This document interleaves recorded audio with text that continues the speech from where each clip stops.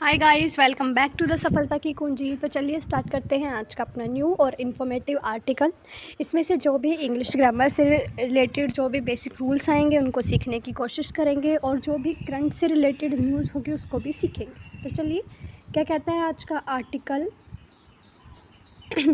After moon ISRO gearing up to launch mission to study sun. क्या कहता है after moon means जैसे कि अभी हाल ही में देश में बहुत ही चर्चाओं में रहा चंद्रयान 3, जो कि हमारा सबसे इम्पॉर्टेंट मिशन था इसरो का भी और पूरे देश के लिए भी। जो वो है वो इसरो ने जो है कंप्लीट कर लिया है। उसके बाद इसरो जो है वो गियरिंग अप का मतलब है कि तैयार कर रहा है खुद को to launch mission to study sun को स्टडी करने के लिए। जैसे हमने चंद्रयान 3 लॉन्च किया है वैसे ही सन को स्टडी करने के लिए भी जो है वो इसरो एक मिशन को तैयार कर रहा है। आगे क्या कहता है, एमिड all the excitement surrounding India's moon mission Chandrayaan 3। क्या कहता है, एमिड का मतलब है कि इन सभी के बीच, किन सभी के, एमिड ऑल द एक्साइटमेंट सराउंडिंग मतलब कि जो बहुत ज़्यादा एक्साइटमेंट थी चंद्रयान 3 थर्ड जो मिशन है उसको लेकर, उन सभी के बीच में the Indian space research organisation ISRO is gearing up for another launch a mission to study the sun. इसके अलावा जो है वो इसरो क्या काम कर रहा है, एक मिशन को तैयार कर रहा है अब, जो कि सन की स्टडी करेगा उसके लिए। आगे क्या कहता है, नेम्ड आदित्य L1, और इस मिशन का नाम क्या होगा, आदित्य L1। जैसे कि उसका चंद्रयान 3 था क्योंकि वो चंद्रमा पे जा रहा था, और इसी तरह है जो इसका नाम है वो है Aditya L1। It will be the first space based Indian observatory to study the sun. क्या कहता है कि it will be the first space based Indian observatory to study sun. ये जो है वो पहली स्पेस बेस्ड इंडियन ऑब्जर्वेटरी होगी जो कि स्टडी करेगी सन को, क्योंकि अभी तक इंडिया के पास ऐसी कोई जो ऑब्जर्वेटरी है या फिर ऐसा कोई मिशन जो कि सन की स्टडी करे वो हमने लॉन्च नहीं किया। इसलिए जो है ये इसरो की तरफ से ऐसा पहला मिशन होगा जो कि सन की स्टडी करेगा, जिसका नाम है आदित्य L1। आगे क्या कहता है, the ISRO set the space craft was assembled. ISRO ने क्या कहा कि जो स्पेस क्राफ्ट है जिसमें उसको ले जाया जाएगा वो असेंबल कर लिया गया है, मतलब उसको तैयार कर लिया गया है। And integrated at the UR Rao satellite centre, जिसको बोलते हैं URSC इन बेंगलोर।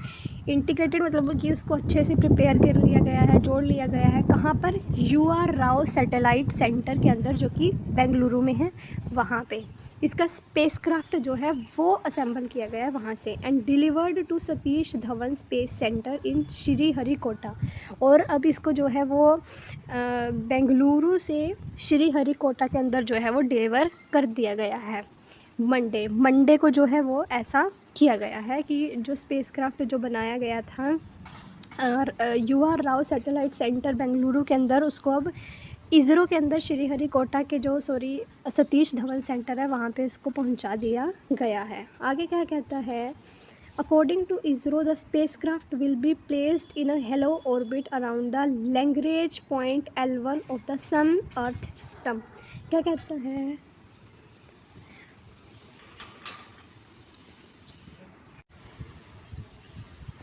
आगे क्या कहता है, अकॉर्डिंग टू इसरो के अकॉर्डिंग जो ये स्पेस क्राफ्ट है ना, जो ये बनाया गया है, will be placed in A hello orbit. इसको एक हेलो ऑर्बिट के अंदर जो है वो रखा जाएगा around the Lagrange point L1।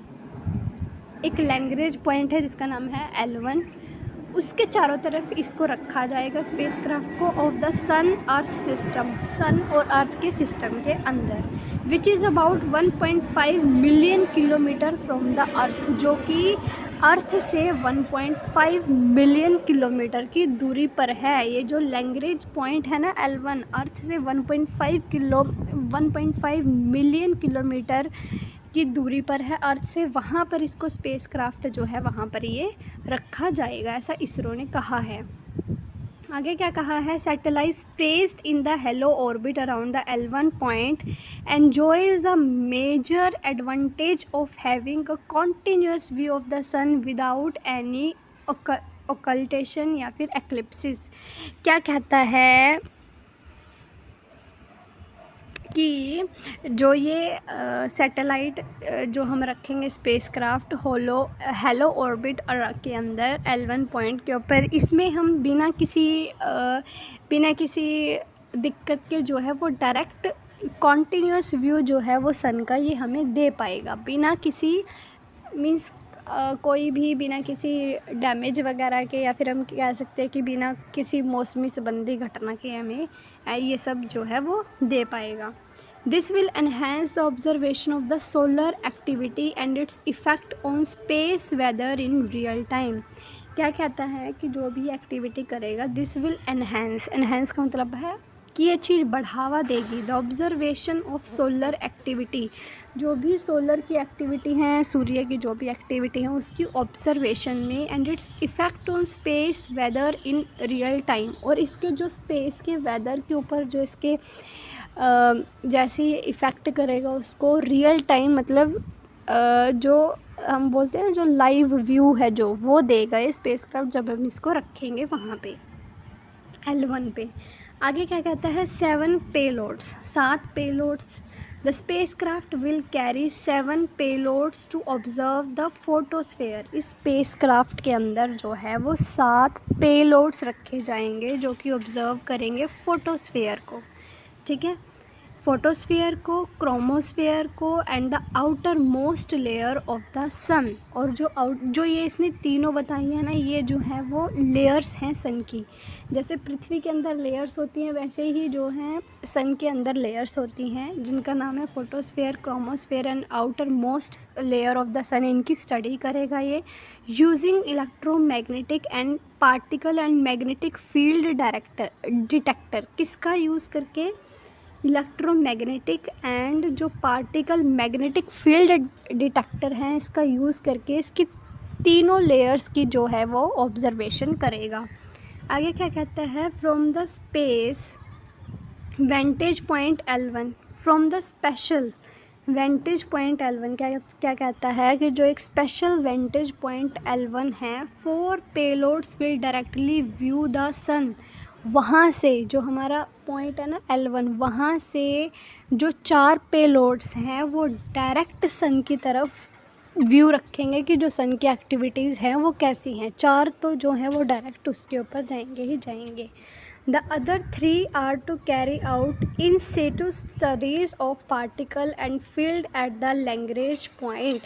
बाकी के जो 4 हैं वो तो डायरेक्ट सन को देखेंगे, और बाकी के जो 3 हैं वो उसके इन situ studies of particle and field, बाकी देखेंगे कि जो सूर्य के चारों तरफ के जो पार्टिकल्स हैं या फिर उसके अंदर जो फील्ड्स हैं, मैग्नेटिक फील्ड्स हैं, वो कैसे काम करती हैं, क्या है वो, उसके ऊपर जांच रखेंगे।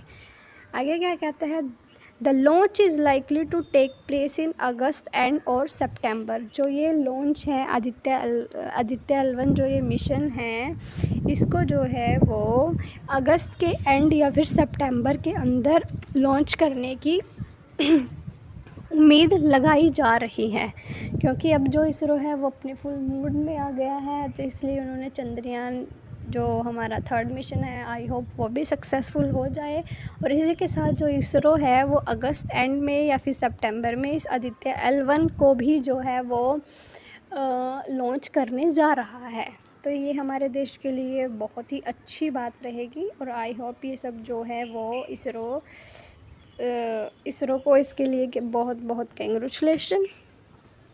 और अगर आपको ये वीडियो अच्छी लगी हो तो please like, share and subscribe करें, वीडियो को ज़्यादा से ज़्यादा शेयर करें। तब तक के लिए मिलते हैं आपको नेक्स्ट वीडियो में, तब तक के लिए शुक्रिया।